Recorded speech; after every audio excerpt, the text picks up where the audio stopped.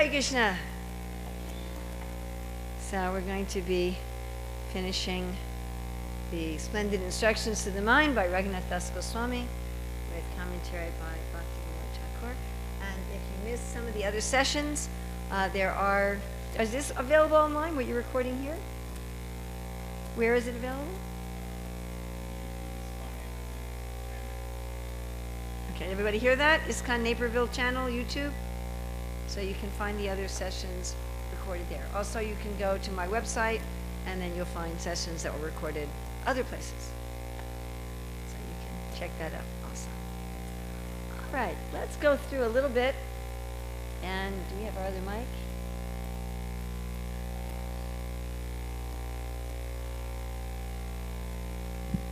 Let's see if we can review what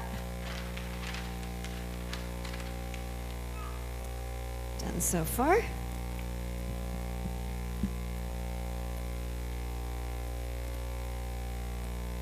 So, our first 3 steps. Step 1 was to have what? Attachment. Unprecedented and excessive attachment for Guru, devotees, holy place,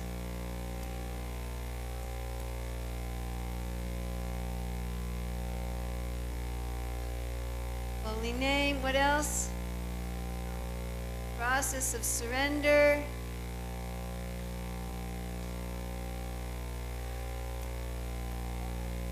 What else? And mantra.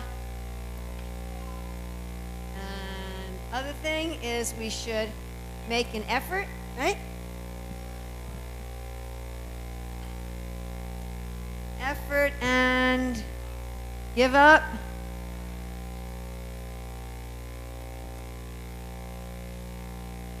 Which is the main running themes. Okay, and step 2.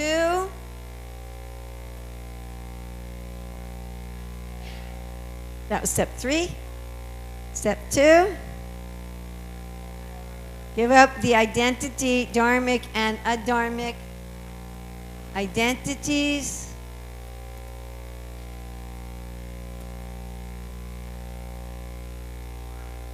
Okay, and what else was in step 2? That is the dharmic and adharmic, giving up that false ego. That's 3.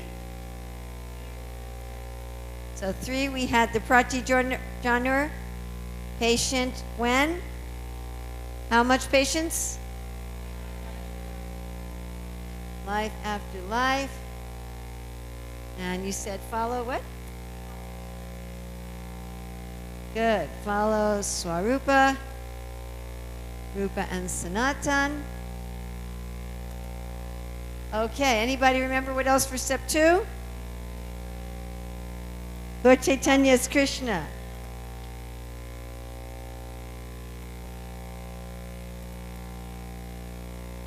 And one more. Anybody remember the other thing for step 2? Guru as whose friend?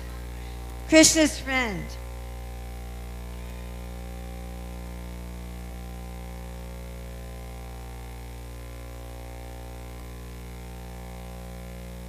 And the other thing for step 3?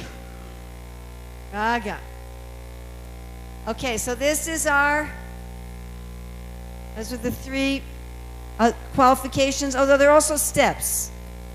They're also steps because you can have attachment, but you might still have a dharmic identity.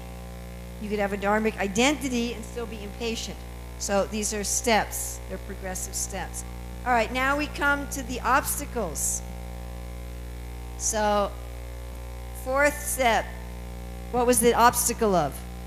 Sound, yes, it's obstacle sound, which was represented by, well, speech, yeah, but what were the metaphors?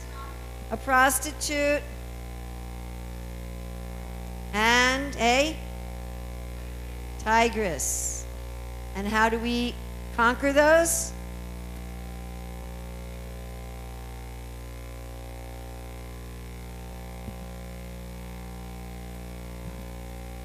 Yeah? Okay, give the analogy of a jewel. So you have a jewel of service to the divine couple. And that conquers these. Okay. Then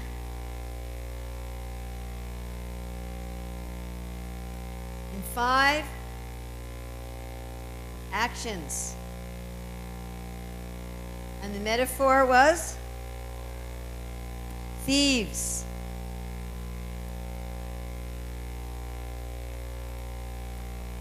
Is it I before E or E before I? I. Okay, thieves with rope. And how do we conquer that? Calling for the devotees.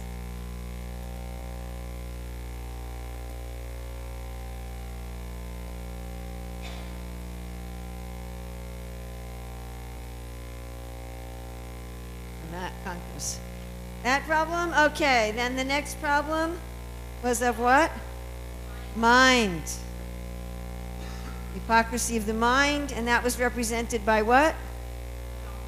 Donkey urine bath, everybody's favorite.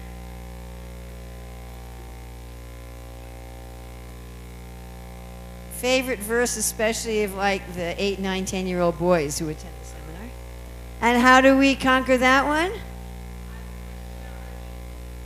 You take your mind and put it in the ocean of love. You take a bath in the ocean of love, which we talked about with 4 steps. All right. Then the next obstacle is of the heart. Right? The desire for honor, for being a devotee. And what was the symbol of that? The wild, disloyal woman who, what's she eating?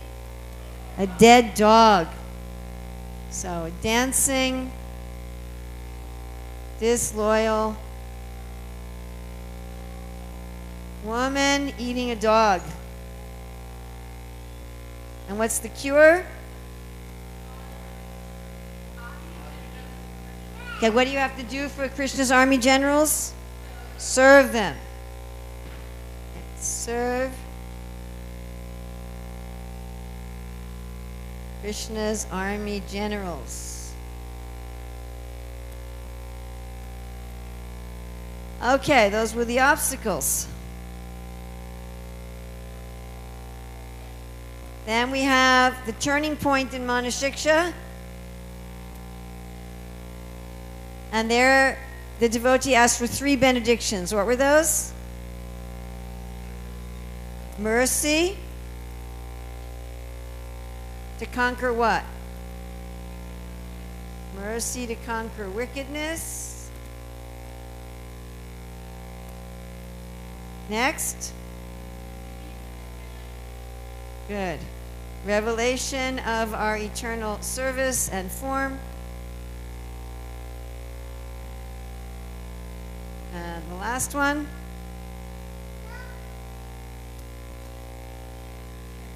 Shelter of Radharani, shelter of the internal energy.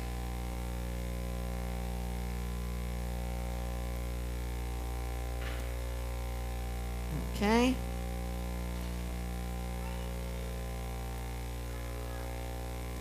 Okay, so when we have this shelter, we engage in meditation. And who do we meditate on? The same mood as ours. And who was Raghunath Das Goswami's meditation on? Radharani. Who else? Who else? Govardhan and Radhakund, and one more. Krishna.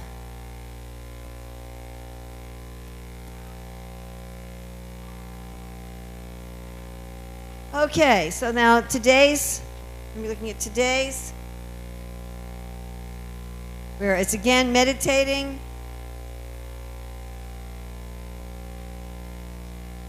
And as I told you, of these 6, Krishna, Radharani, Vishaka, Lalita, Govardhan, Radhakund, who is Raghunath Das Goswami especially want to meditate on? Radharani. So this verse is going to be meditation on Radharani. And then the 11th verse, he's going to give us actions.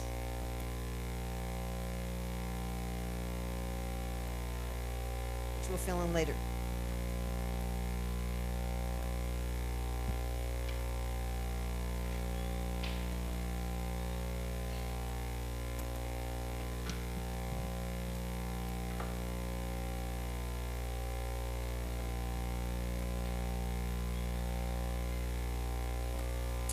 Okay, we can chant together.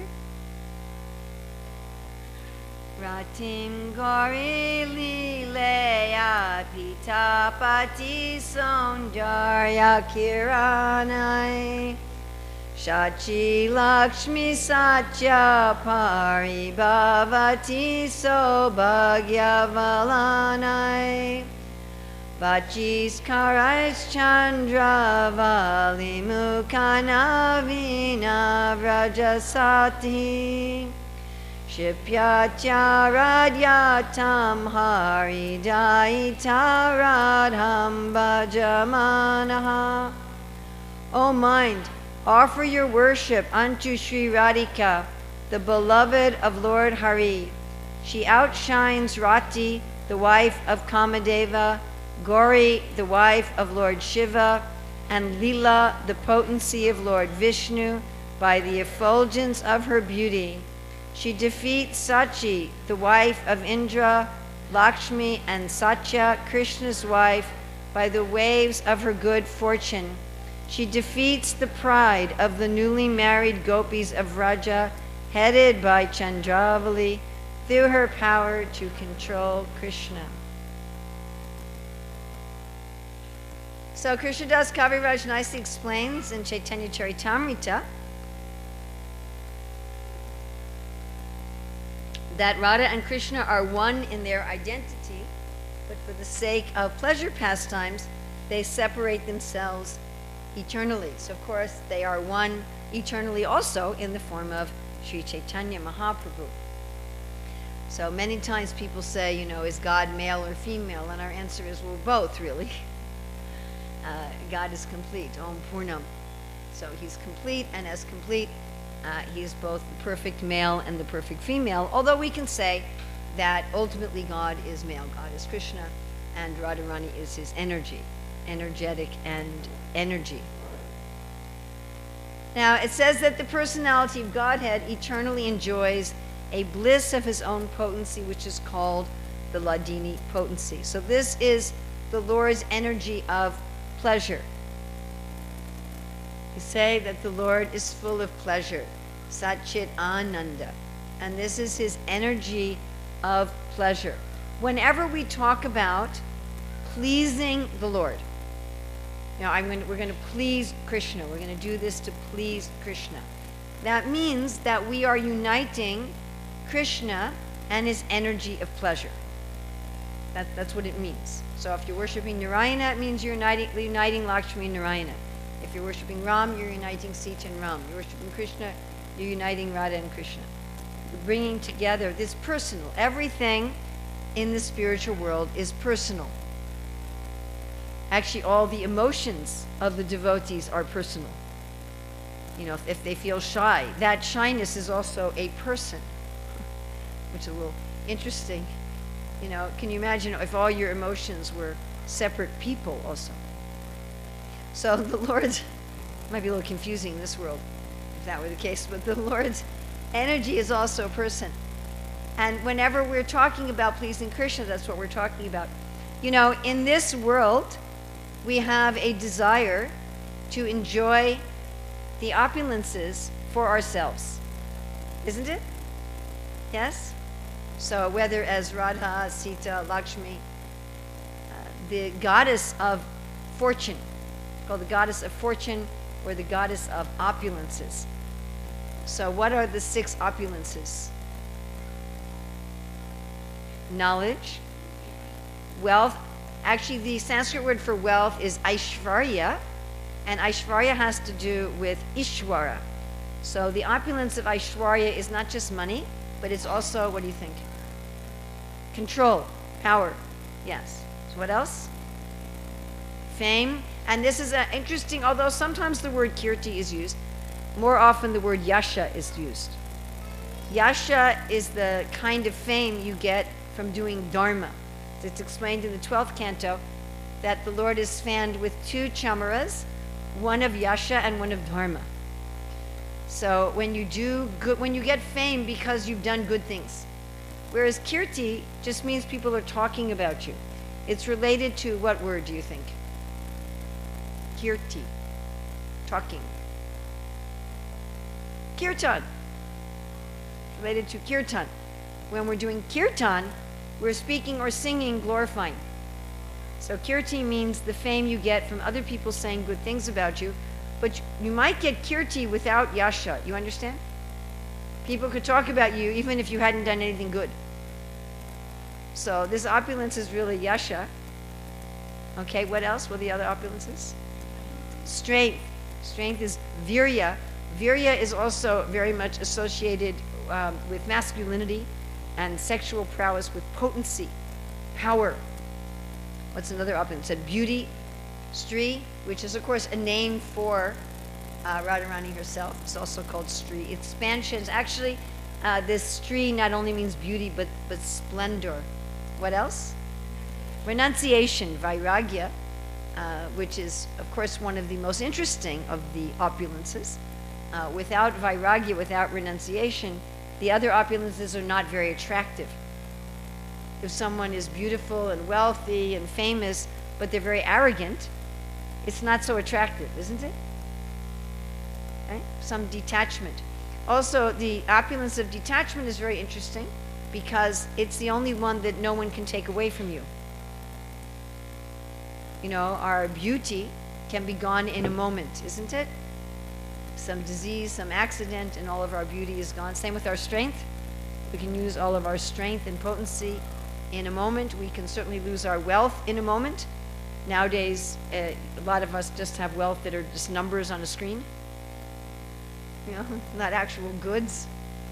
And so just some fluctuation in the market. I know one devotee, 2008, he said, I've lost half my wealth. It used to be if you lost half your wealth, it means half your cows died. You know, now just the numbers change on the screen. And what to speak of fame, especially with modern communications, your fame can turn to infamy in about a billionth of a second, right? Or you become a nobody immediately. Knowledge, we can lose all of our knowledge, again, a stroke, you know, a car accident.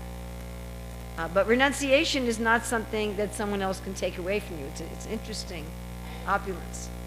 The opulence of renunciation and freedom. But those are all, when we want to enjoy those opulences, separate from Krishna, when we want to enjoy them ourselves, that means we want to be Krishna, you understand? It means I want to be Krishna and I want to possess opulences. That's our main material problem, is that I want Radharani to belong to me. I want the goddess of fortune to be my property. And it doesn't matter which opulences you want to enjoy. If you say, well, I'm not interested in wealth and power, I'm not interested in Aishwarya, I'm interested in Vairagya, but that's also an opulence, you understand? Or I'm interested in Gyan, that's also an opulence. These are all, in fact, we're going to be talking, Krishna willing, this afternoon about Varna. And we're going to be focusing this afternoon on how to find meaning and value in your Varna, in your work.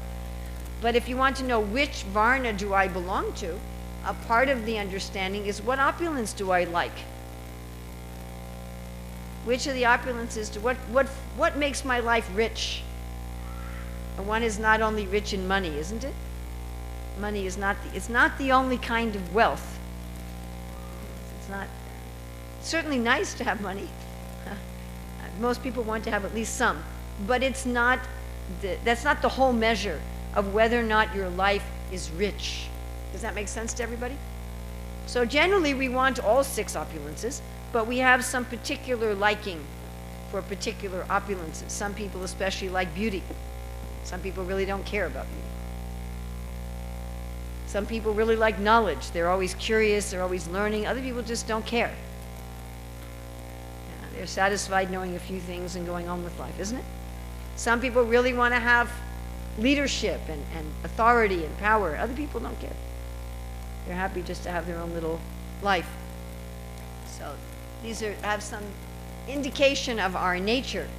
But regardless of what our nature is, when we want to enjoy separately from Krishna, it's like we're trying to steal Sita.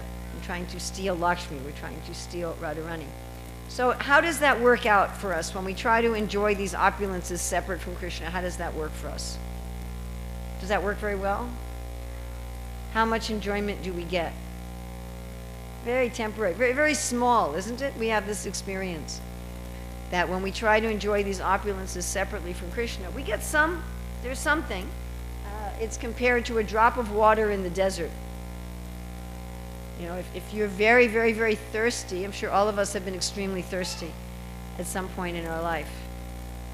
I remember one time we were visiting Radhakund and it was very hot. It was April, end of April. It was really, really hot. And in those days, they didn't sell bottled water. We had to have a canteen with us. Do any of you even know what that is? I don't know if anybody brings canteens anymore. It was like a metal container that you filled up with water. Yeah, so we had 2 of them, but our rickshawala in Puri had begged one of them from us as payment. He said, I want something from America. So we had given him one. So we only had 1 canteen and it was empty. We were really, really thirsty. And if someone had come with an eyedropper and put, you know, a little drop of water, it's actually just frustrating, isn't it? That little bit of pleasure, it's not satisfying, it's more frustrating. So when we try to enjoy the pleasure potency of the Lord separate from the Lord, we simply feel more frustrated. What's interesting, however, is that Krishnadas Kaviraj explains that the Ladini potency, Srimati Radharani, not only does she give pleasure to Krishna, but she also nourishes Krishna's devotees.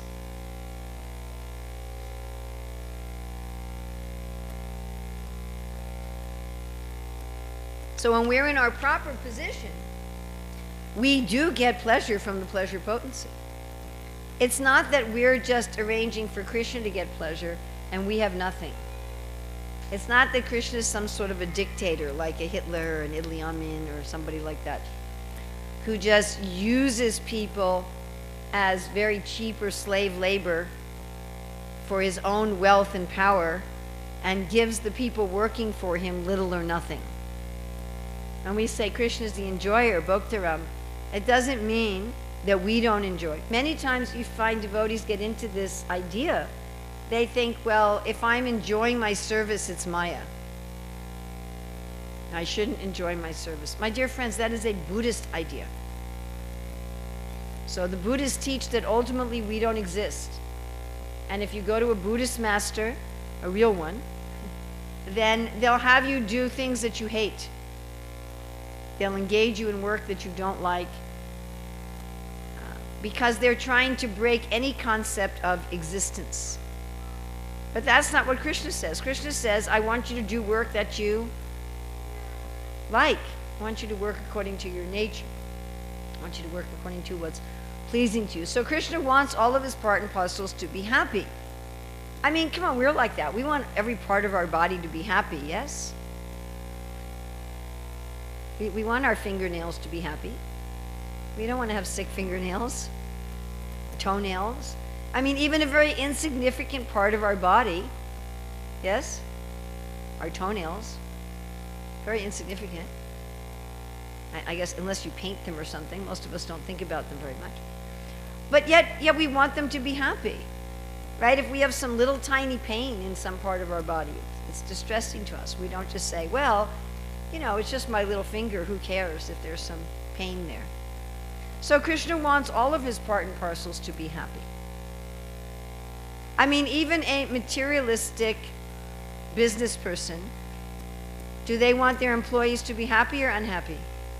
Happy. Why? Because then they'll work harder and they'll make more money. I mean, it's only really demoniac persons who want those who work for them to be unhappy.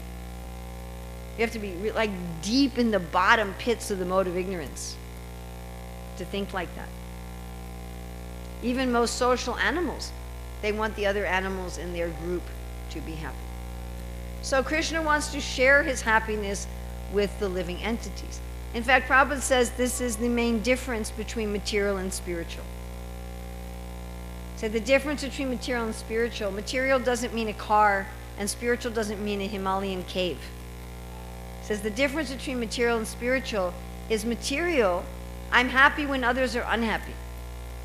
And I'm unhappy when others are happy. He said we may speak differently, but that's actually how we feel.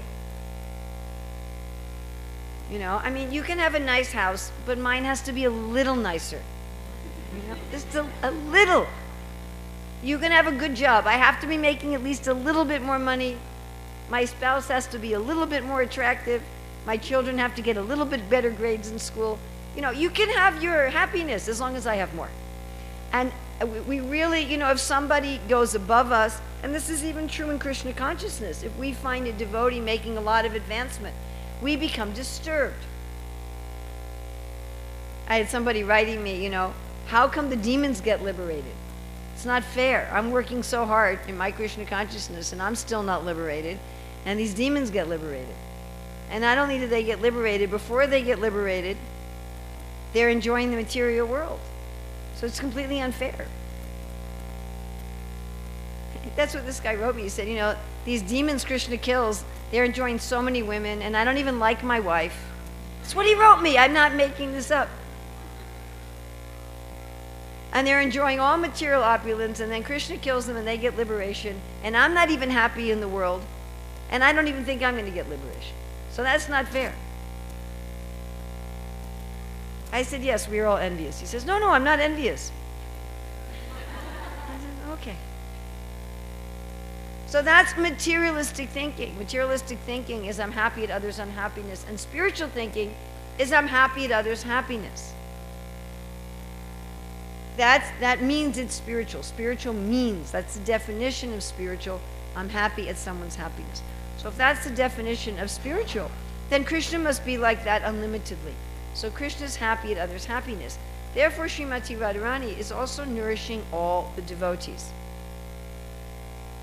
When we act as a catalyst to connect Radha and Krishna, then we are also nourished by Radharani. I mean, just simple example, when my hand takes food, right? My hand takes food, just like this morning, we had some nice idlis, so my hand took the idli and put it in my mouth, and my hand's also happy. You understand? It's very simple. My hand says, okay, I'm going to unite Urmila's stomach with Urmila's happiness by putting this idli in the mouth. And then, I also become happy. When we unite Krishna and his pleasure energy, then we feel, guess what we feel? We feel, you're not going to believe this, we feel the same thing that Krishna feels. Prabhupada says we enjoy through Krishna. He's talking, it's the lecture, Nectar Devotion, 72, 73. And what does Krishna feel? He's Akila Rasamrita Murti. He's the form of all rasas. Oh yeah, all rasas, those are the 12, right? So that's neutrality, servant, friendship, parental, conjugal, comedy, fear, disgust, wonder, compassion, chivalry. So it's not just that though, because each living entity has their own relationship with Krishna, right? When Lord Brahma saw that Krishna had duplicated the boys and calves, why was he so overwhelmed?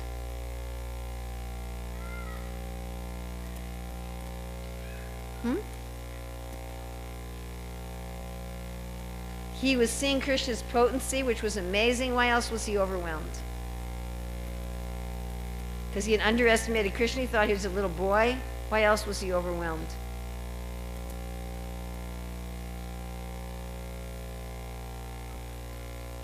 Yeah, he thought, I'm in charge of the secondary creation. Where did these boys come from? What else? Why else was he overwhelmed? Yes.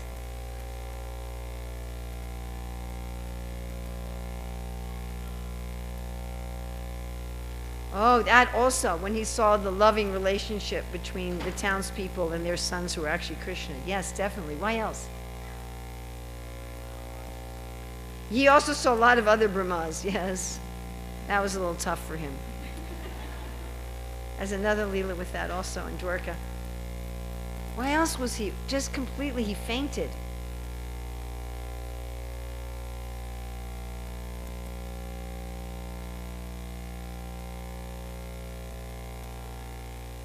Well, he had been envious a little bit, not much. He's a great devotee, but he had been a little envious. Not once he saw all that, though.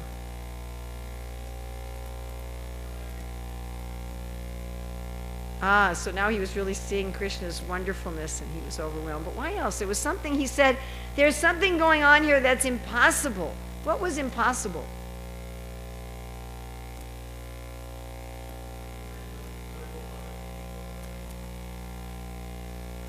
Oh, yeah, he was also pretty astonished at that Krishna was eating with his left hand.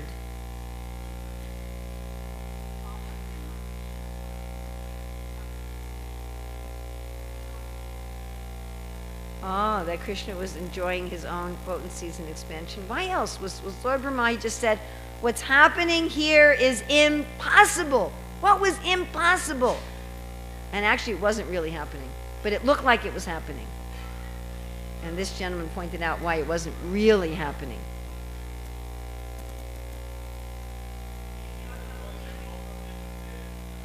Okay, you're really close now. You're within like a fraction of an inch.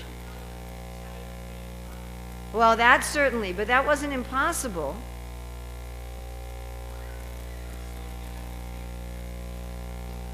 Now you're even closer. You're within a hair. The soul cannot be created or destroyed. It seems these souls are being created. Very, very close. Almost. I should have prizes. Do we have like Maha Sweets? Give us prizes. She said, how were they in two places at once? Yes? Yeah, well, that's there, but that wasn't impossible. I'm the creator. How could someone else create? Yeah, but that's not impossible. But something was impossible. Why couldn't you have the cowherd boys in two places at once? Well, souls can expand, but these were not expansions. These were two, yeah? Yes. So why is that impossible? Because every living entity is unique, yes. And what you pointed out, that the mothers love their children. So they weren't really identical, were they? What was different between the original boys and these expansions? The love was different. The relationship was different. So they weren't actually fully identical. You can't have two jivas identical. Krishna is what I like to call a variety man. I mean, even this body exists in universal time for 8 billionths of a second. And we have unique DNA, unique fingerprints. Even if you're identical twin, you have unique fingerprints. That's just the body.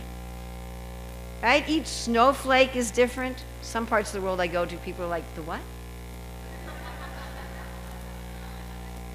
You know, and who looks at snowflakes? I mean, how many of us, does anyone look at all the snowflakes? I guess Krishna must. You know, if I was God, I would just have like a snowflake making machine. They'd all be the same. You know? Who's he making them all different for? And each grain of sand, you know, if you look at a grain of sand under a high-powered microscope, you can Google it when you go home. Grains of sand. They're beautiful, and they're all different.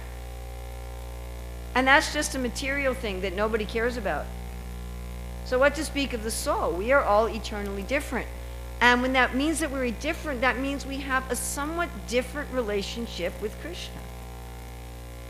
The particular mix of rasa we have in our particular personality, no other jiva has that. In this pastime of Lord Brahma, Sanatana Goswami comments on it. I believe it's in 10:14:53. I should memorize this because I bring it up all the time, but I always forget to go back and memorize it, but I think it's 10:14:53, where he says that the Vishnu forms were each displaying an unlimited number of opulences, and he said that there was also an unlimited number of jivas worshiping each Vishnu form, and each jiva is attracted to a particular one of those unlimited qualities of the Lord. So when we say Krishna is Akila Rasamrita Murti, we're saying he's enjoying this unlimited variation of tastes with an unlimited number of living entities. Do you all understand this? You know, each of us living entities, we have a particular taste in our relationship with Krishna.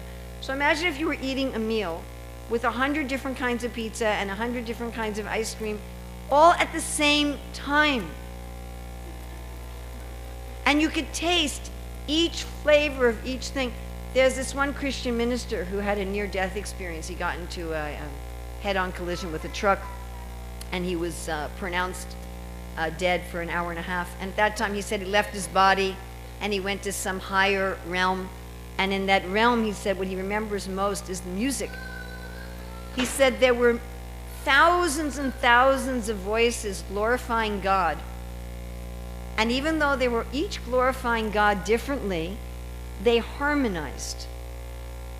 Normally, if we did that, normally if each of us sang our own song at the same time, it wouldn't harmonize. They said there it harmonized, but not only did it harmonize, he said he was able to hear both the harmonization and he was able to pick out each individual unique song. So that's something like what Krishna is enjoying on an unlimited scale. And when we unite Krishna and his energy of pleasure, we also experience that. We experience what Krishna is experiencing. We enjoy through Krishna. So Krishna's energy of pleasure, Srimati Radharani, she's not only giving pleasure to Krishna, but she is nourishing all the living entities. Now, what do we do that brings together Krishna and his energy of pleasure? Any service, any devotional service that we do. What particularly, though? Anything we do, if our mood is to please Krishna, if it's Anukulena Krishna Anushilana, if our mood is to please Krishna.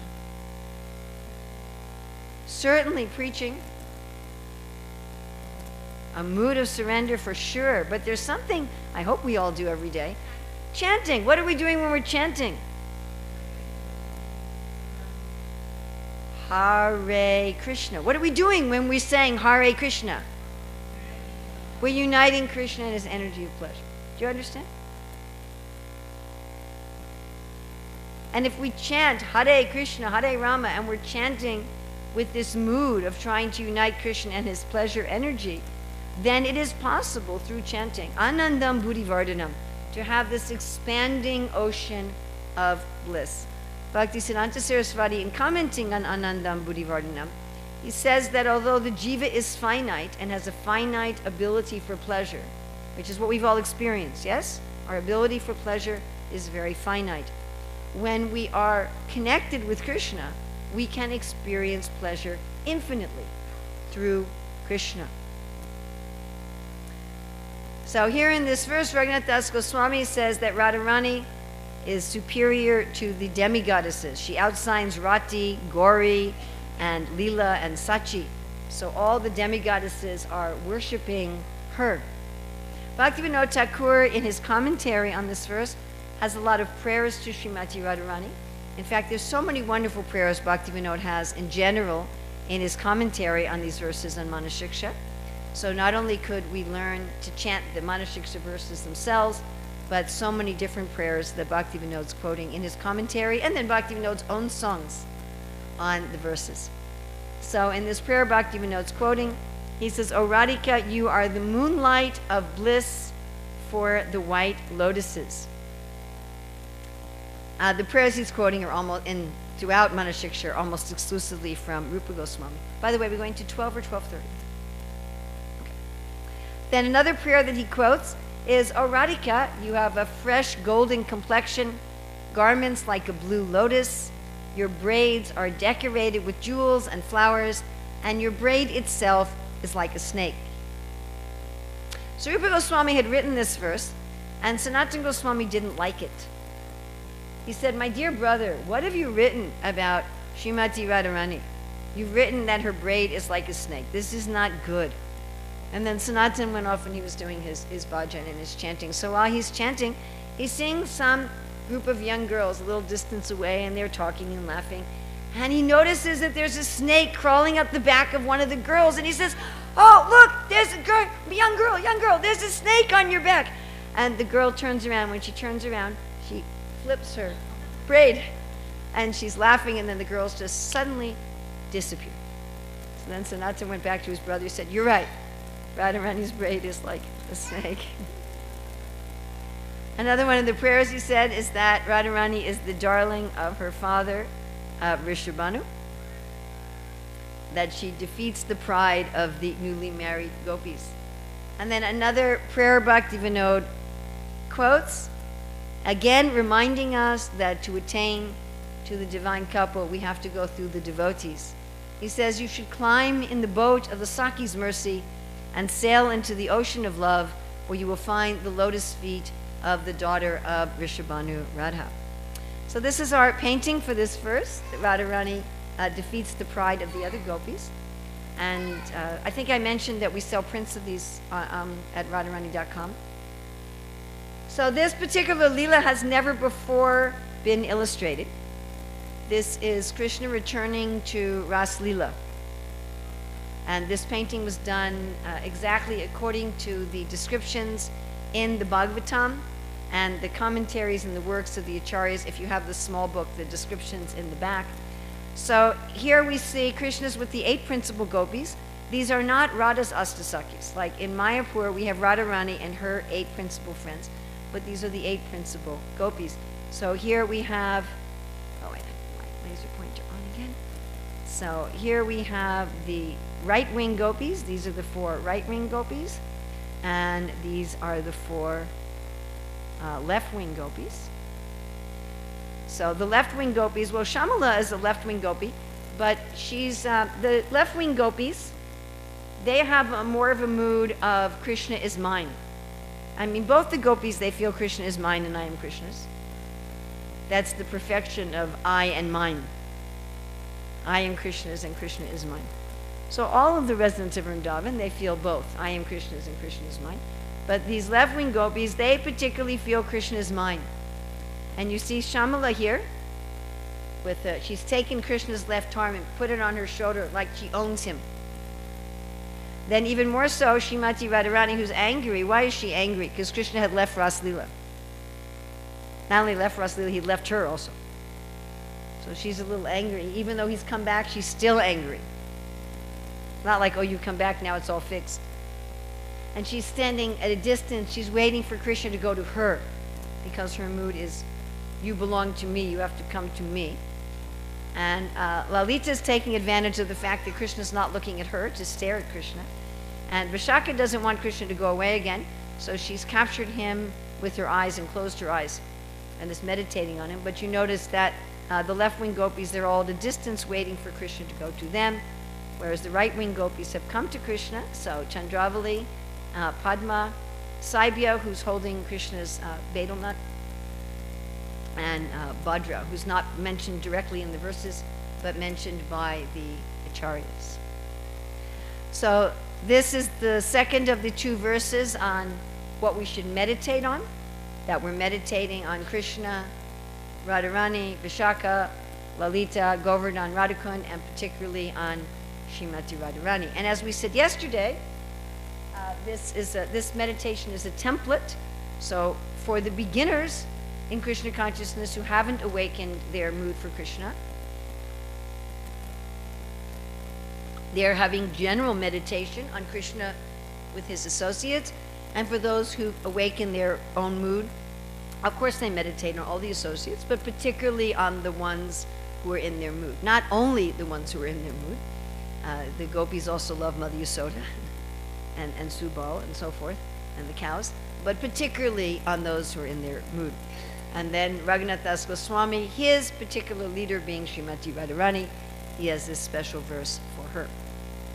So now we're going on to the last verse on the path, and this is the verse dealing with action.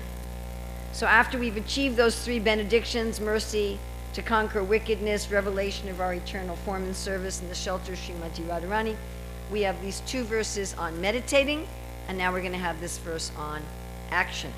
And although this is put here at the end of Manah Siksa, for those who've already achieved spiritual perfection, you'll notice that all of these action points can be done also by somebody on their first week in Krishna consciousness. Okay? Saman Shri Rupena Smara Viva Sharadha Giri Britor Raje Sakshat Seva Labana Vidhaye Tad Gana Yujo Tad Ijakya Dhyana Shravana Nati Panchamritamidam Dayam Nitya Govardhana Manudinam Tvam Bhajamanaha.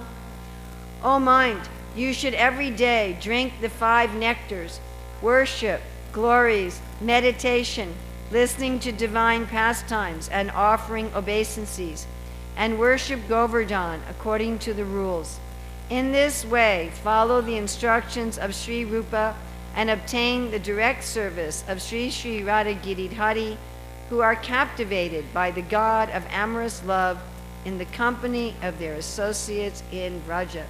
So he says we should drink these 5 nectars every day. In other words, we're not to do them ritualistically. We should be doing them like drinking 5 nectars.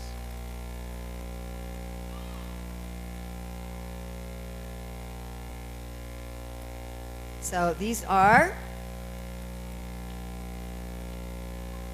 worship, glorification,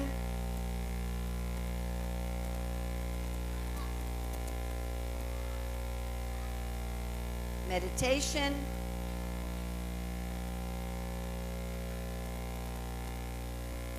hearing divine pastimes,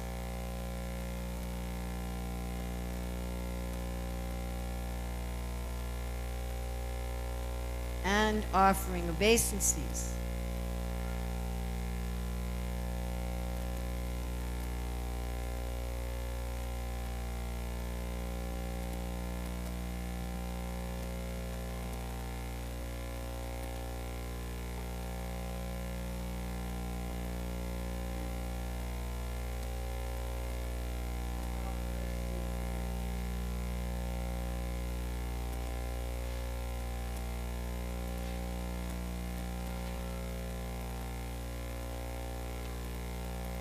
So these 5 nectars that we're to drink every day are worship, glorification, meditation, hearing divine pastimes, offering obeisances, worship, glorification, meditation, hearing divine pastimes, offering obeisances, worship, glorification, meditation, hearing divine pastimes, offering obeisances, worship, glorification, meditation, hearing divine pastimes, offering obeisances, worship, glorification, meditation, hearing divine pastimes, offering obeisances, worship, glorification, meditation, hearing divine pastimes, offering obeisances, worship, glorification, meditation, hearing divine pastimes, offering obeisances, worship, glorification, meditation, hearing divine pastimes, offering obeisances, worship, glorification, meditation, hearing divine pastimes, and offering obeisances. In his song on this verse, Bhaktivinoda writes of each of these in relationship to Govardhan. So worship at Govardhan, glorification at Govardhan, meditation at Govardhan. In his commentary, Bhaktivinoda writes about the stages of meditation. So he writes about them referencing Jiva Goswami Sandarbhas. Bhaktivinoda also writes about the stages of meditation in Jaiva Dharma and Harinam Chintamani. Where does Srila Prabhupada write about stages of meditation? Nectar of Instruction text.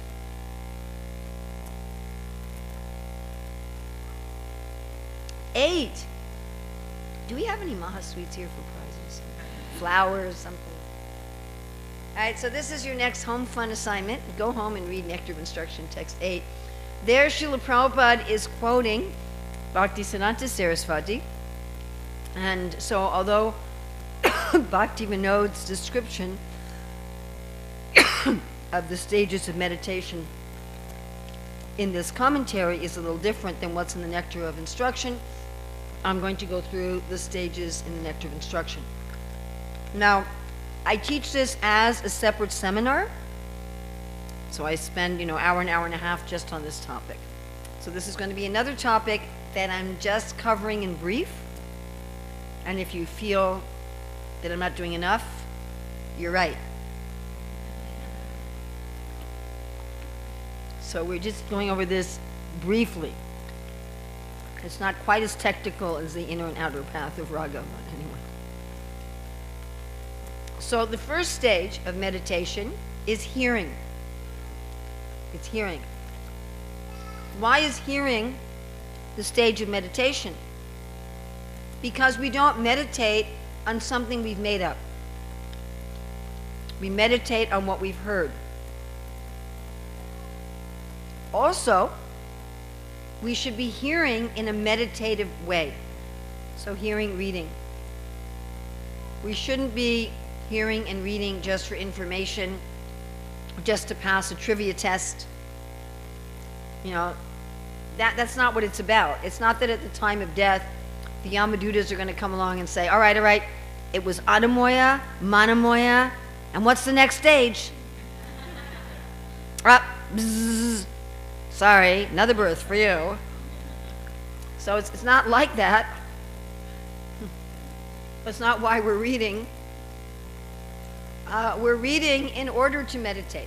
Just like a person will read an ordinary book, or see an ordinary film, and they feel like they're getting to know the characters, isn't it? That's why television shows week after week with the same characters are very popular. Or movie sequels. You see one movie about Superman, another movie about Superman, another movie about Superman. Or that's why they have the same newscasters every night. You start to feel that you know them. Of course you don't, but you feel like that. You feel like I know this person and I can trust them. You have some feeling of rapport. So the same way that we feel like we get to know the newscasters or the characters in a movie or a book or TV show, we should be reading the scriptures to get to know the personalities so we can think about them. Right? Just like people are thinking about what's on TV and movies, isn't it? They're thinking about it, they're talking about it. What do you think's going to happen next week? I've seen teenagers do this with video game characters. They're playing some video game over the internet with their friends, and they're talking about their characters. Oh, did you see what that character did? So we should be studying the scriptures like this for meditation. So hearing is the first stage of meditation. Second stage is accepting what we've read, where what we read really starts to become internalized. We start to have some realization that Krishna and his associates are present in the pages of the Shastra. It's not an ordinary book. So we start accepting. Third stage is remembering. Third stage of meditation is remembering. And this is a stage where things start to happen that we normally think of as meditation. Now, often at this stage, a person has an intuitive, though not realized, idea of their eternal relationship with Krishna. This third stage, remembering, is on the platform of the mind. Now, I find that many devotees are hesitant to use their mind to think of Krishna, which is quite odd. Because what does Krishna say in the Bhagavad Gita? Twice, at the end of the 9th chapter, and again near the end of the 18th chapter, what does he say? Man mana baba mad bhakto. Man mana, right? Man, saying use your mind. What does he say in the 7th chapter? Maya shaktam mana parta. Again, he's saying mana. Use your mind. What does Rupa Goswami say is the beginning of sadhana bhakti? Always think of Krishna. If we're not at least trying to always think of Krishna, we're not even in sadhana bhakti at all. We're in Krishna Karmani, Bhagavad Gita 12:10. Of course, Vishwanath Chakravarti Thakur, commenting on Rupa Goswami, saying always. He says, for the beginner, that means at least once a day, or at least daily. I'm going to think about Krishna. So using the mind. If you want to look into this more, I recommend you go to Bhagavatam 3:28-34, Bhagavatam 3:28-34.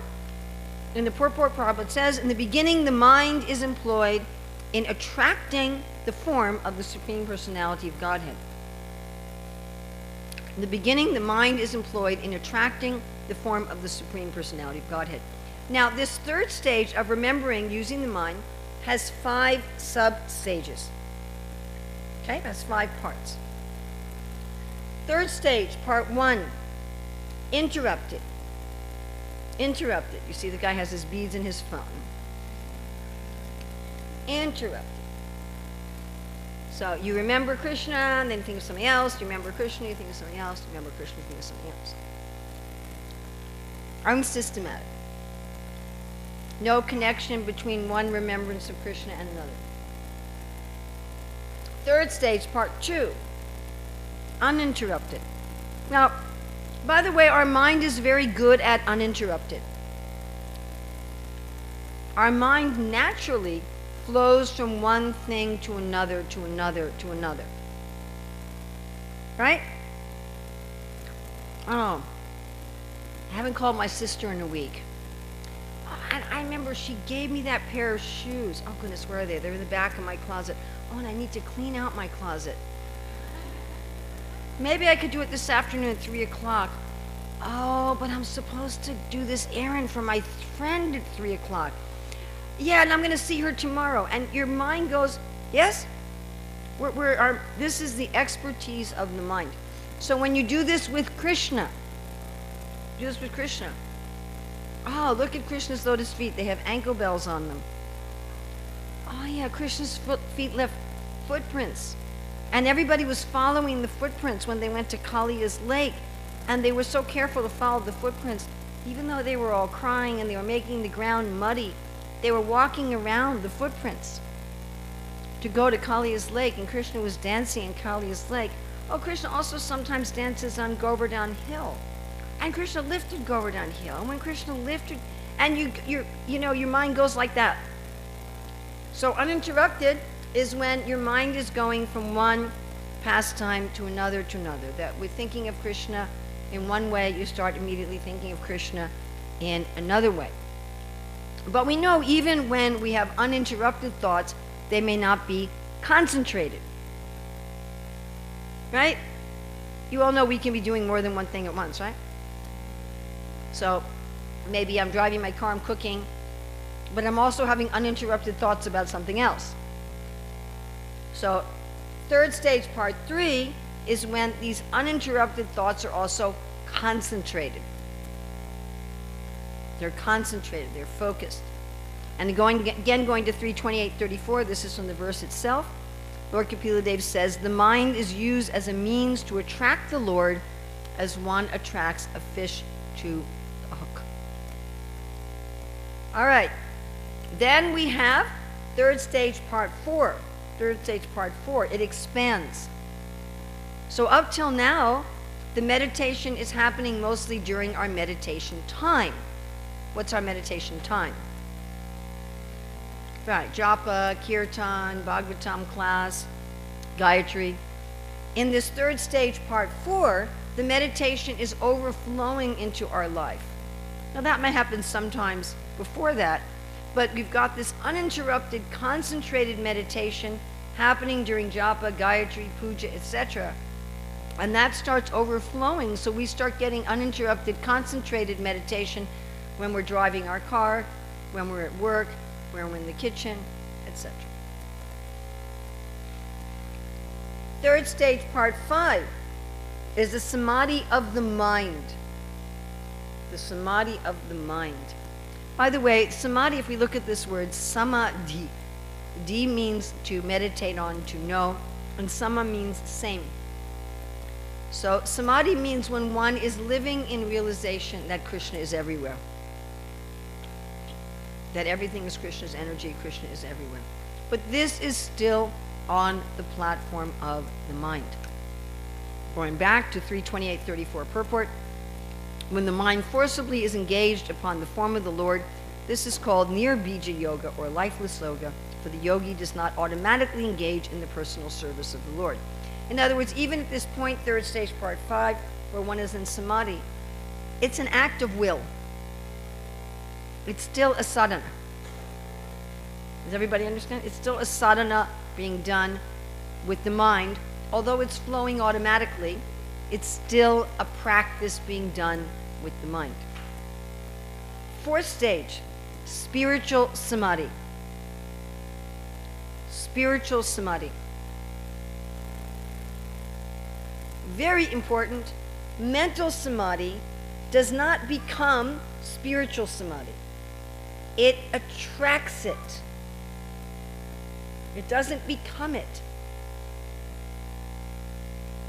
Just like Prema Tarangani Devi Dasi was writing me, please come to Naperville. Her writing me didn't turn into me, it attracted me. You understand? If someone's thinking of you, you may want to visit them, but their thinking of you doesn't become you. So at this fourth stage, the Lord and his associates and the spiritual world enter the heart. This is when one has spiritual television in the heart. And here, one's spiritual form and service, which up until this time were intuitively understood and mentally conceived, at this time become fully revealed by the grace of the Lord. So at this time, a person, they're still living in the world, but their consciousness is in the spiritual world. And this also tends to be gradual, that it's gradually revealed. Again, going to 328.34, in the beginning, the mind is employed in attracting the form of the Supreme Personality of Godhead, but in the higher stages, there is no question of using the mind. When one is constantly thinking of the Lord, that is called living yoga. Jiva Goswami, in discussing these stages of meditation, says that the Lord enters our consciousness through the pathway of our meditation. In other words, by using our mind in meditation, we create a pathway by which the Lord and his associates enter and are fully revealed in the heart. Fifth stage, the Lord comes out of our heart and we see him face to face. Which of course reminds us of Dhruva Maharaj, that where it said in the Bhagavatam 4.9.2, the form of the Lord, which was brilliant like lightning, and in which Dhruva, in his mature yogic process, was fully absorbed in meditation, all of a sudden disappeared. Thus Dhruva was perturbed and his meditation broke. But as soon as he opened his eyes, he saw the Supreme Personality of Godhead personally present, just as he'd been seeing the Lord in his heart.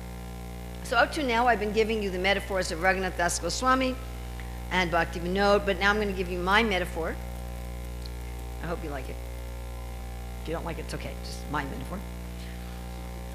For the stages of meditation. First stage is hearing. This is like you take your milk and you put it in a pot. Second stage, accepting. It's like you turn your fire on under the milk. Third stage, remembering, your milk starts to cook. Third stage, part 1, interrupted remembering. You stir your milk, you start the dal, you stir your milk, you cut the vegetables, you stir your milk, you answer the phone. Third stage, part 2, uninterrupted remembering, you're stirring your milk all the time. Third stage, part 3, concentrated remembering, your milk has gotten thick. Third stage, part 4, expanded, concentrated, uninterrupted, your milk has started to expand. Third stage, part 5, it's fully cooked, mental samadhi. Fourth stage, spiritual samadhi. I think somebody added sugar to this milk. Fifth stage, burfi. Krishna appears in front of you face to face. I have found as I travel the world, nobody makes burfi anymore. And so a lot of people just look at this metaphor and go, huh? Hearing divine pastimes at Govardhan, offering obeisances at Govardhan, Bhaktivinoda said every day we should bathe Krishna with these 5 nectars. What are those 5 nectars again?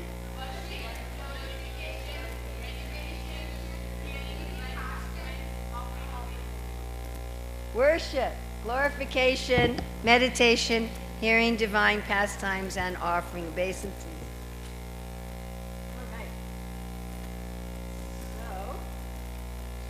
Raghunath Das Goswami said that we should do these 5. When should we do them? Every day. Every day. Anudina. Every day. And the mood in which we should do them. What did you say the mood was? Like doing what?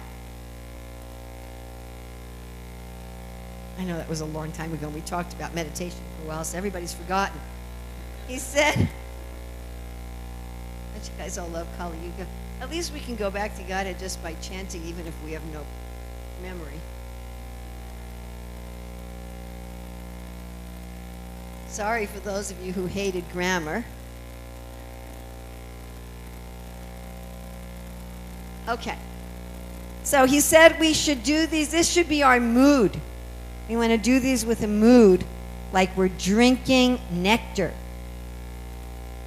Okay? Can you give me some other verbs and objects of the verbs that would convey the mood in which we should do these? Huh? What? Relishing what? Well, we have 5 nectars here. There's got to be something that there's 5 different kinds. But that's one of them.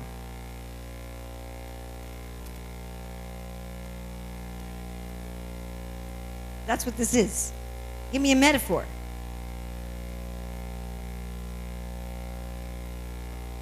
Five kinds of prasadam. Okay, relishing 5 kinds of prasadam. What else?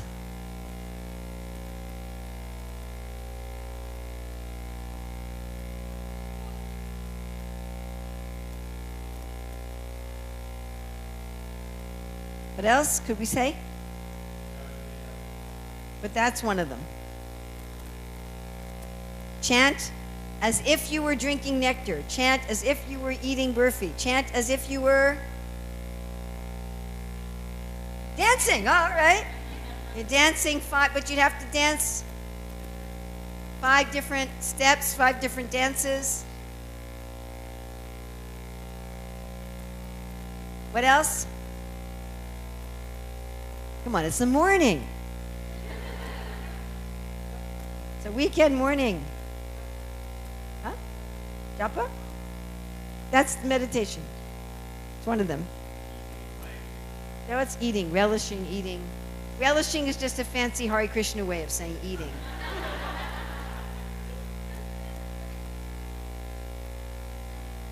We should have a glossary we give to new people, you know.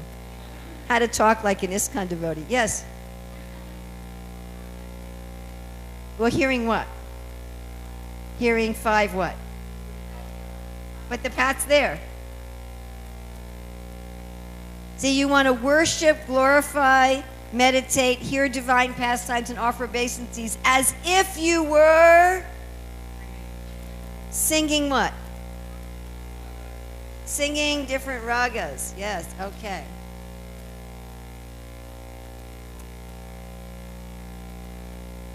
Some more. Acting in 5 dramas?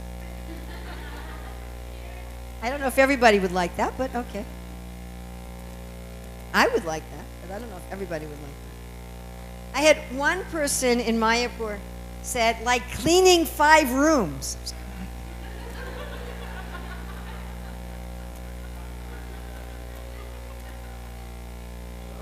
I'm going to chant my rounds like I'm cleaning the bathroom. That didn't work for me. But I really love this. Oh, my God. What? Yeah, but give me a verb and an object. We're looking for a metaphor here. Seeing what? Yeah, yes? But that's one of them.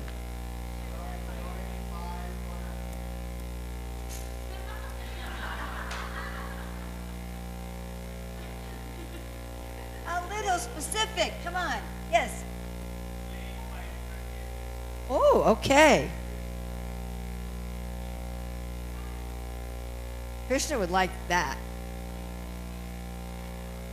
He's very playful. What? But that's meditating.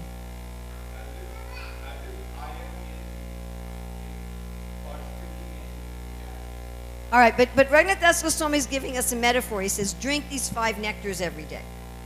So, like we could say, eat these 5 kinds of tastes every day. Dance these 5 steps every day. Sing these 5 ragas every day. Act in these 5 dramas every day. Play these 5 games every day. Is that really relishable for you? Oh, wow, I get to follow an instruction today. Yay! Can you give me 5 instructions I can follow? I don't know. I'm a really rebellious American, and that would not work for me at all. It's like, oh, I have an instruction I have to follow. Oh, all right. Smelling 5 flowers or 5 perfumes or incense. Do you really enjoy that? That's there. That's there. Oh, that's good. All right. I like that one. I think that's one of the best I've heard. Do you really enjoy that? Is that like really relishable for you? Oh, I get to light a lamp today. I mean, is that like really exciting?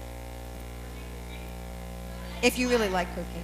I mean, someone else once suggested like meeting 5 friends.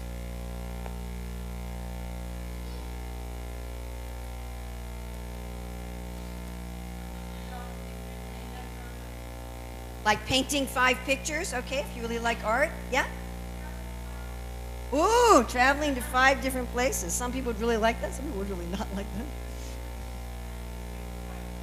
Listening to 5 different melodies. So this is the mood. Raghunath Das Goswami here is writing of the mood. In other words, we should not be doing these 5 things mechanically or ritualistically. It's not like, okay, it's time for my let's see, I'm going to meditate on Krishna now. All right. Time to read. All right. Got to offer obeisances. But it should be, I'm drinking nectar. I'm meeting my 5 favorite friends. I'm traveling to 5 exciting places. I'm smelling 5 fragrances. I'm hearing 5 ragas. I'm dancing 5, whatever gives you relish in your life. So we should do these in that way. So how many of us worship Krishna every day? Who worships Krishna every day? How many of us glorify Krishna every day? How many of us meditate on Krishna every day? Okay. How many of us hear divine pastimes every day? Okay, that's the easiest one. All you need to do to hear divine pastimes every day You just have to have one of these. Okay, it's really easy. You all have one of those, right? Okay. And how many of us offer obeisances every day? All right, there you go. And to do it every day with relish, with enthusiasm, as if I was meeting my 5 best friends, or eating my 5 favorite flavors of ice cream, or going to my 5 wonderful places, or drinking 5 nectars. So also in this verse, Raghunath Das Goswami says that we should worship Govardhan according to the rules. So of course, Raghunath Das Goswami had a very personal relationship with Govardhan. This is a photograph of Raghunath Das Goswami's own Govardhan Shila, which was given to him by Sri Chaitanya Mahaprabhu directly. Bhaktivinoda in the commentary writes, Lord Chaitanya, the moon in the sky-like heart of the devotees, personally gave his Govardhan Shila to Raghunath Das Goswami. And of course, this is what we put on the cover of the book, although one devotee asked me if it was a piece of chocolate. So, seriously. So why Govardhan? Because here Radha and Krishna have their divine activities with all of their friends. So we're going to do a little meditation on Govardhan, and this is from the Gopal Champu of Jiva Goswami. Those of you who are familiar with the Archan Marg, the deity worship, you know that there's 16 upacharas, there's 16 items that are offered in worship. I haven't counted these, I should count them. I think here Jiva Goswami is giving us about 25 different items, but how Govardhan is offering worship to Krishna. And this is from Gopal Champu, starting with 177. With many charming jewel boulders, the mountain named Govardhan offers a sitting place for Lord Krishna. With the cooing of many birds, Govardhan offers Lord Krishna a welcome. With its swiftly flowing streams filled with lotus flowers, durva grass, and shamaka seeds, Govardhan offers foot wash. With limitless new shoots of darba grass growing in deer hoofprint puddles, Govardhan offers arghya, or hand wash. With ponds where jati, lavanga, and kakola grow on the shores, Govardhan offers achman. With fresh yogurt, ghee, and honey, Govardhan offers madhuparka. With water from a clear spring at its summit, Govardhan offers bathing water. With golden tree bark, fine like silk, Govardhan offers garments. With fragrant powders, sandal paste, and red and white minerals, Govardhan offers fragrant ointment. With blooms of malati vines and other vines, Govardhan offers pleasing flowers. With the dust raised by the Surabhi cow's hooves, Govardhan offers incense. With the glistening of its many jewels, Govardhan offers a glittering lamp even in the daytime. With charming gunja, peacock feathers, clusters of flowers, and many other pleasing objects, Govardhan offers ornaments. With pleasing fruits and roots, Govardhan offers delicious meals. With cool flower-scented water mixed with fragrant and pure tulsi leaves, Govardhan offers water to rinse the mouth.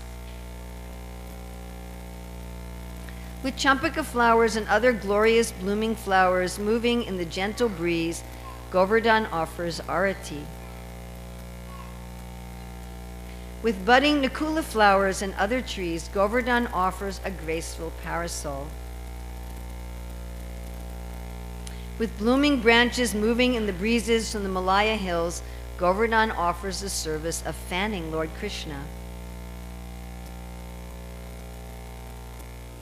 With the dancing of the cooing peacocks, Govardhan offers a festival of dancing. When, attracted by Krishna's flute music carried by the breeze, a gopi comes, Govardhan prepares a soft couch of flowers. With the cuckoos cooing, Govardhan makes sweet singing. Gazing at Lord Krishna and performing these services to please him, Govardhan Hill confirms his reputation as the best of the Lord's servants. So also in this verse, Raghunath Das Goswami says that if we drink these 5 nectars every day and worship Govardhan according to the rules, then we will attain direct service to the lotus feet of the divine couple. Bhaktivinoda says in his commentary, this direct service happens in stages. He says first one offers service to the Lord from a distance with the assistance. Then gradually, after serving at a distance, one gets service that brings one closer to the intimate associates, and then one finally serves the divine couple directly. Because this is the inner path of spontaneous devotion, even at this stage, one will continue to drink Charanamrita, wear tilak, wear the deity's garlands, and so forth. So we've completed the path, and now we get our benediction. Manah Siksa daikada shakavaram etan maduraya gira gayat yuchai samadigata sarvatayatiya sayuta shri rupanuga iha bhavan gokulavane Jano Radha Krishna Tulabha Janaratnam Salabate. Becoming a follower of Sri Rupa and his companions, one who with a sweet voice loudly recites these 11 supreme verses which give instructions to the mind and strives to understand all of their meanings completely, obtains the incomparable jewel of worshipping Sri Sri Radha Krishna in the forest of Gokula. So here is this 12th verse of benediction written on a leaf book, as Raghunath Das Goswami would have done. He says you get the jewels of service. So these are Krishna's jewels. Krishna likes to wear earrings like dolphins or sharks or makaras. And he says for the 3rd time to follow Rupa. Rupa Goswami, of course, received instruction from Sri Chaitanya Mahaprabhu, wrote many books like Bhakti Rasamrita Sindhu. And of course, in addition, we are following Raghunath Das Goswami, who wrote this Manah Siksa on the bank of Radhakund. Now, in this particular verse, in the commentary to this verse, Bhaktivinoda Thakur gives two variant Bengali translations. So in each of his commentary, he also gives a Bengali translation, but here he gives 2 different ones, one in prose and one in poetry. In the one in prose, he says that if you chant these verses anywhere. Now, if you chant these verses in Gokula, you will attain Radha Krishna, and the one in poetry, he says, if you chant these verses anywhere, you will attain Radha Krishna who are in Gokula. And he also has many verses glorifying the whole Mathura Mandala, the place of the pastimes of the Lord. And in one of these verses, he says that Srimati Radharani has a pride about Vrindavan, and her pride is that this Vrindavan is mine. So this is the splendid instructions to the mind by Raghunath Das Goswami. Raghunath Das Goswami ki jai. Commentary by Bhaktivinoda Thakur. Bhaktivinoda Thakur ki jai. Of course, we understand anything of the Acharyas through Srila Prabhupada. Srila Prabhupada ki jai. I'd like to show you just a very quick review of the whole Manah Siksa. Is that all right? Is that good for everybody? And then I have a 5-minute video I want to show you, and then I got to take off the laser 1 second. Then we're going to have, no, it's not letting me do it. Come on. Oh, if I lost my cursor, maybe I can't do it. There we go. Where is it? Got it and disappeared, and got it and disappeared. It's where? No, it's on another screen. Oh, that's my problem. Do you think that's the problem? Maybe. If I do that and duplicate again, will I get my cursor back? Yes, I got my cursor back. Aha! We love computers. Sometimes not.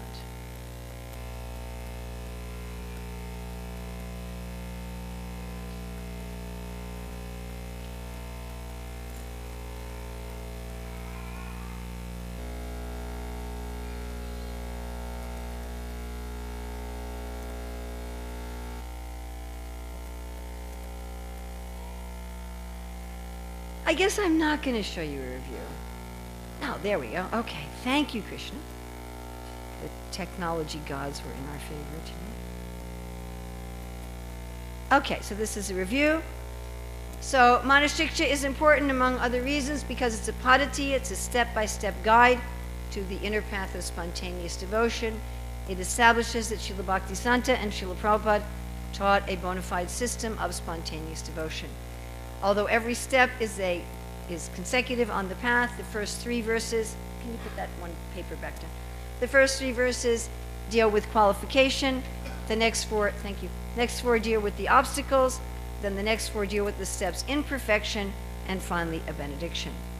The first verse is about attachment to gurus, diksha and shiksha, seeing them as our friend, to the process of surrender to the lotus feet of the divine couple, to the holy places, to the devotees who always meditate on Vrindavan, to the serious practitioners of any bona fide tradition, to the brahmanas who teach varnashram, to the mantras, and to the holy name. Our painting here is of Nandagram. In addition to having attachment, one has to make an effort, not rely on luck, and always give up pride. Verse 2, we're told to give up attachment to the identity of dharma and adharma, and instead to identify as Krishna's agent, to see Lord Chaitanya as the same as the son of Nandamarj, our painting showing Krishna as the son of Nandamarj, and to see the Guru as Krishna's friend. In the 3rd verse, we're to have patience life after life like Rukmini, to follow Swarup Damodar, Rupa, and Sanatan, and to at least desire to awaken our relationship with Krishna. In the 1st verse, we have the obstacles of speech, mundane speech, which is like a prostitute, talks of liberation, which is like a tigress, even attachment to speaking about enjoying the opulences of the Lord. We conquer this with a jewel of the service mood in Vrindavan. Then we have the obstacles of action, where we're talking properly, but our actions don't match our word. These are like thieves on the highway of devotion who have ropes made of wicked deeds that they've used to bind us around the neck. We get free of this by remembering the cheating crane, and we call out for the help not of the killer Abaka, but of the devotees of the killer Abaka, devotees who are themselves free from hypocrisy, calling out to them helplessly, they free us from these ropes. Then we have the obstacles of the mind, that even if on the gross level all of our enemies are killed, we may think we're getting clean, but if we have a burning in our mind, we're actually bathed in donkey urine, which means that there's a disconnect between our actions and our motives and mentality. To get free of this, we bathe our mind in the ocean of love that's at the feet of Gandharvika Giridhari by asking for revelation along with courage to see, understand, and act on the revelation. Then Krishna reveals, we then choose Krishna, then Krishna removes the problem. Then we have the obstacle of the heart, the dead dog of honor and prestige, the dancing disloyal woman who's the desire for honor and prestige, who has a lover of deceit or pretentiousness. And this is wanting to be honored for being a devotee. We get free of this problem of the heart by serving the generals in Krishna's army, at which point our heart becomes like a beautiful city into which the chaste ladies of love will enter. We then come to the turning point of Manah Siksa, where we ask for mercy to drive away wickedness, glowing nectar to drink, which is revelation of our eternal service, and the shelter of Srimati Radharani. Having achieved those 3 benedictions, we then meditate on Krishna as the moon of the Vrindavan forest, and the Lord of Srimati Radharani, Radharani as his dearmost object of love, Vishaka as the Guru, Lalita as the confidential friend, Govardhan and Radhakund, which gives the vision and love for the divine couple. And particularly one meditates on Radharani, who outshines the demigoddesses, who is the moonlight of bliss for the white lotuses and defeats the pride of all of the other gopis. Along with that meditation, Every day we drink the 5 nectars of worship, glorification, meditation, hearing divine pastimes, and offering obeisances, worshiping Govardhan, as given by Sri Chaitanya Mahaprabhu to Raghunath Das Goswami. And if we chant these mantras every day in a sweet voice, then we will attain the divine service to the couple in the forest of Gokula. Okay, so I have a short video that I'd like to show you.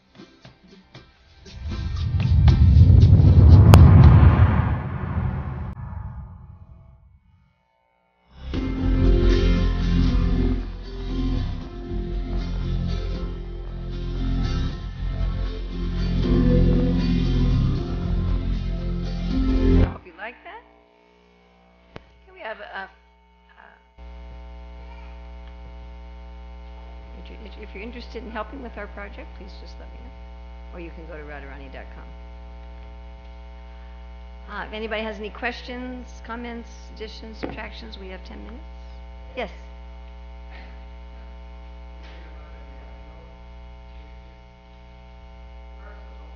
Then I may not answer.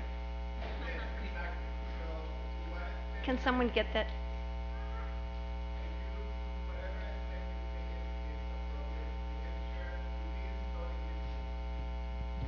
You have to hit it twice. Yeah. You've been studying and teaching this book. Obviously, you know, it's such a profound book. What type of realizations you can share with us as you know, have gone through many times and meditating? Well, it's really interesting. I really started on this journey with, if you read in the acknowledgement section, this journey really started with a seminar Satyananda Maharaj gave at the Govardhan retreat on Manah Siksa. And he attended my classes on Manah Siksa in Serbia, I think it was. And he asked me, he said, how is Manah Siksa teaching you? And I said that what I found was that, you know, I've been doing traveling and preaching now for, I guess, 11 years. That I always found in the past that after a few months of changing location every few days, I was kind of tired. Like after 3 or 4 months, I'm like, okay, give me a week break. But I found that that didn't happen with teaching this book. And I mentioned that to Maharaj. And I said, somehow it seems to be very different when you go very deeply into one book. And he said, yeah, that's probably why the Acharyas have said, instead of reading a lot of books superficially, it's good to go into one book very deeply. So that's been kind of interesting. And as you really get into something on a very deep level and you teach it over and over and over again, you get to the point that you go beyond the just the information. You understand? You start to be able to get, it's like anything. It's, you know, if you practice dance steps, after a while you have the mechanics of it and you get more into the mood. So I found that to be very much the case, although I've also had that with other books like Bhagavad Gita. I found it to be very challenging for myself personally, that I found that what I was teaching also would be put in front of my face for myself. You know, it was very early on in teaching Manah Siksa, second or third place that I went to, that devotee called me and was talking for 2 hours mostly about himself and how wonderful he was, and how terrible everybody else was, and how uniquely qualified he was. And, you know, and I got off the phone and I thought, I wonder if I do that. You know, I wonder to what extent I'm engaging in this prostitute of mundane talks. I thought this devotee didn't realize he was doing it. I'm certain that he didn't realize he was doing it. And I started really listening. Well, what do I talk about? So I found that in teaching something that it kept being put in front of me. Another interesting thing is when I was in Vrindavan this last time, somehow or other I was offered more facility personally than I had ever happened to me before. And I felt like the eternal residents of the Dham were really happy that I was doing something with Raghunath Das Goswami. You know, a lot of places in the Dham are actually in the name of Raghunath Das Goswami. Especially in the Radhakund Shamakund area, things are in his name. And I thought, you know, when you're serving the acharyas like that, I mean, it was just interesting that people came forward and offered help in different ways that I just had never experienced before. So those are some things. But I found it to be a lot of fun. I mean, producing the book was sometimes extremely difficult. Hare Krishna. There were times that it was just unbelievably difficult to get everything together, and it was a very complicated project. As complicated as Learn to Read, though, in a very different way, where you're trying to coordinate all these different people and like that. Was that all right for an answer? And it's interesting because this is the end of my Manah Siksa tour, and I hadn't taught. The last time I taught this was almost 2 months ago in Seattle, So I'd had a 2-month break from teaching it. I'm working on the next books. And so it was just so wonderful to get into again. I was I was like, I really love doing this.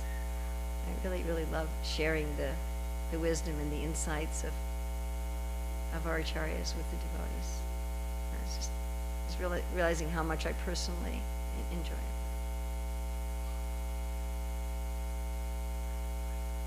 Yes?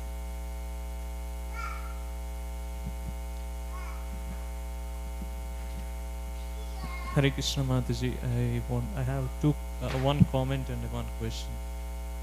Really thankful for your lecture, and especially 2 takeaways from all of this workshop was, I think during second day you mentioned this one important point, if you take during the workshop, that is to please, not to please Krishna and not to please others, something to that effect.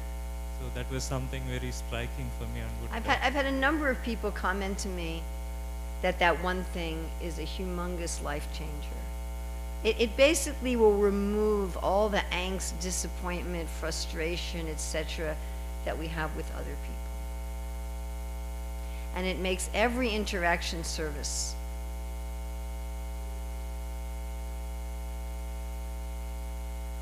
Was there something else you wanted to say also? And the second point was, you also mentioned yesterday to pay attention to the sounds that you are listening, and in a back order you asked us to.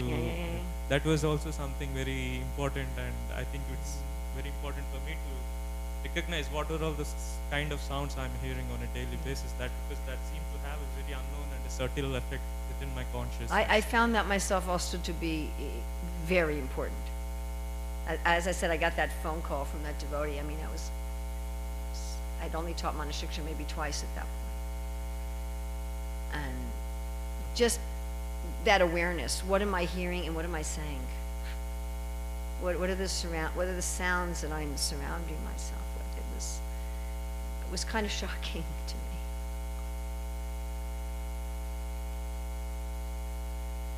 And the children have all been so good. Very nicely well-behaved children. Most of the time, but you never get 100% with children. Anybody else? Mataji, can I ask a question? Yes, sure. You mentioned that spiritual samadhi and mental samadhi are mental different. samadhi. Yeah. I think if I heard it correct, you explained that in the mental samadhi there is at least a glimpse of one's true identity or something. That may happen before that. Generally, the acharyas say that happens as soon as one gets to the stage of remembering. Can you elaborate on how, like, what differentiates between the spirit? If one is, how is it different from mental speculation or something like that? Mental speculation is, I'll tell you, I never knew what mental speculation was. I never really quite got what Prabhupada was talking about until I took a course in graduate school on the philosophy of science. Wow. That was completely mental speculation. Maybe we're this, no, maybe our identity's this.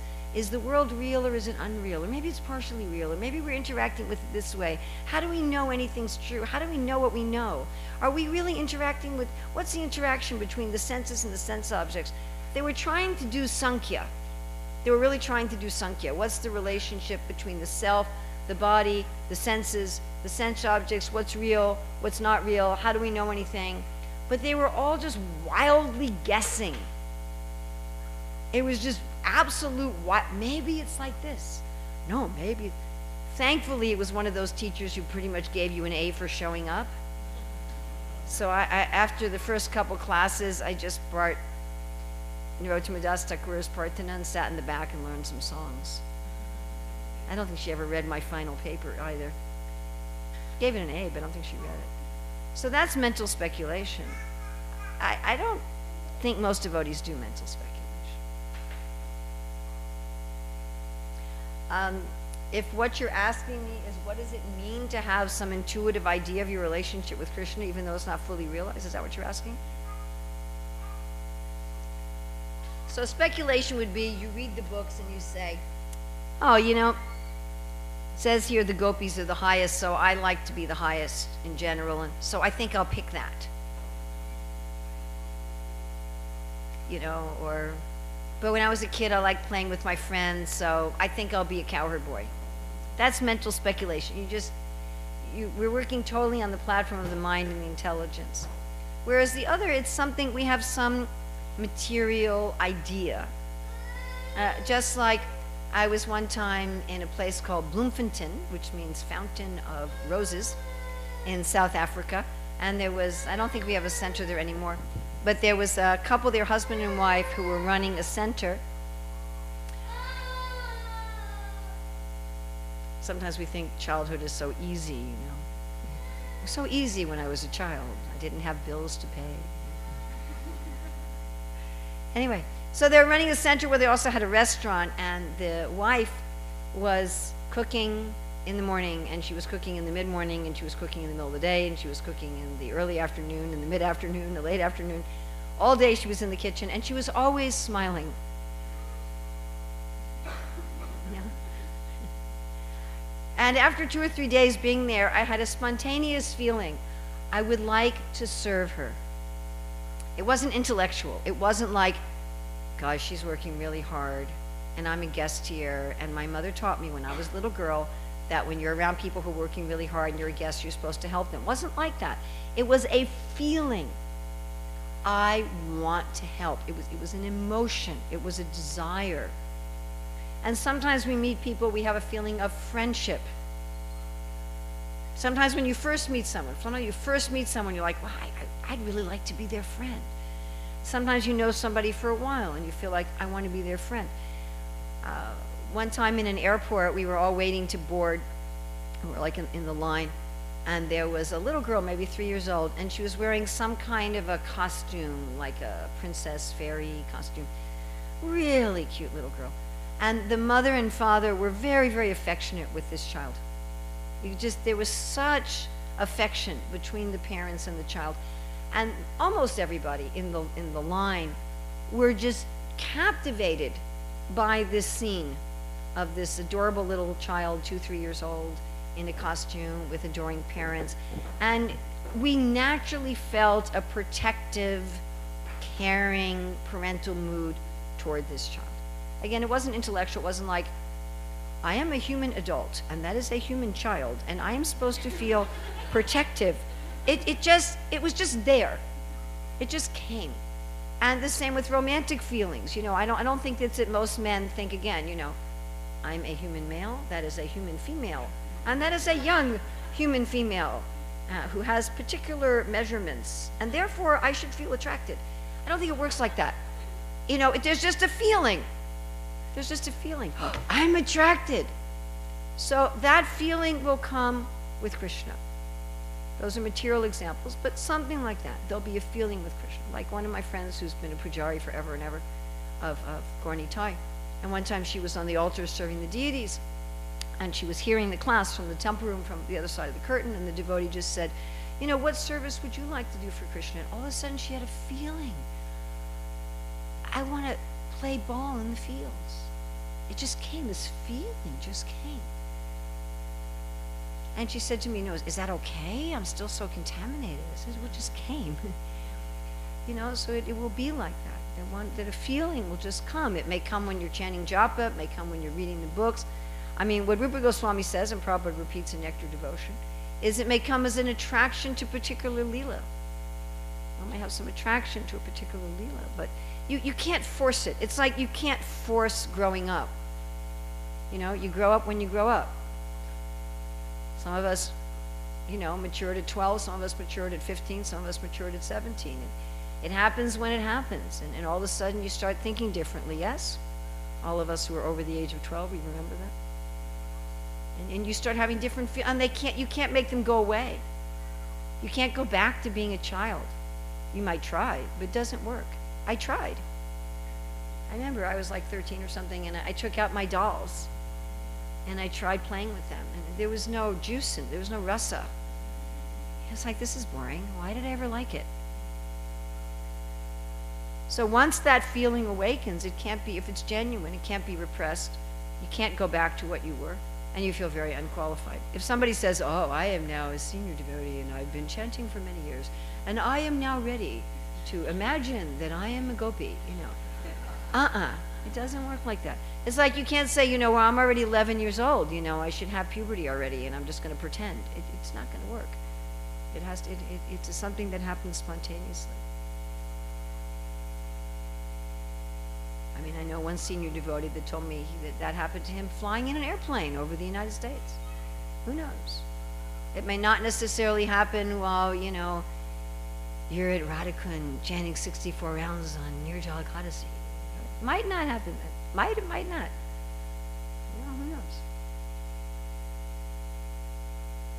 Is that all right? Yeah, thank you much. Sure. And there was a question here? Well, you already asked, so this will be the last one, unless somebody's like, I have to ask a question. Thank you, Mataji. As you are mentioning in verse 10 about how Krishna wants all of us to be happy, as Yes. we want all the parts of the body to be happy. Yes. This analogy kind of made me think this, Mataji. I just would like to hear from you. When there is a pain in a particular part of our body, the whole attention actually goes there until that Therefore, pain goes away. Chaitanya Mahaprabhu. I'm sorry. Therefore, Chaitanya Mahaprabhu. Therefore, the Lord, he's always Anandamaya Vyasat, he's always happy. But in the same way, you could say somehow that there's some pain for the fallen living entities. So therefore, he comes to preach. As he takes on the mood of compassion. Radharani is also the personification of compassion. He takes on the mood of compassion. And he comes. So thank you very much. This afternoon is going to be quite different at the Sunday feast. I'm going to be, Krishna willing, speaking on a chapter from the book that's in progress on Varna Dharma. And very different. Very, very different. And we're going to be looking at finding, and I don't have a PowerPoint or anything like that. I don't have any music. That's going to be on finding meaning and value in our work. So thank you very much. Raghunath Das Goswami ki jai. Bhakti Vinod Thakur ki jai. Srila Prabhupada ki jai.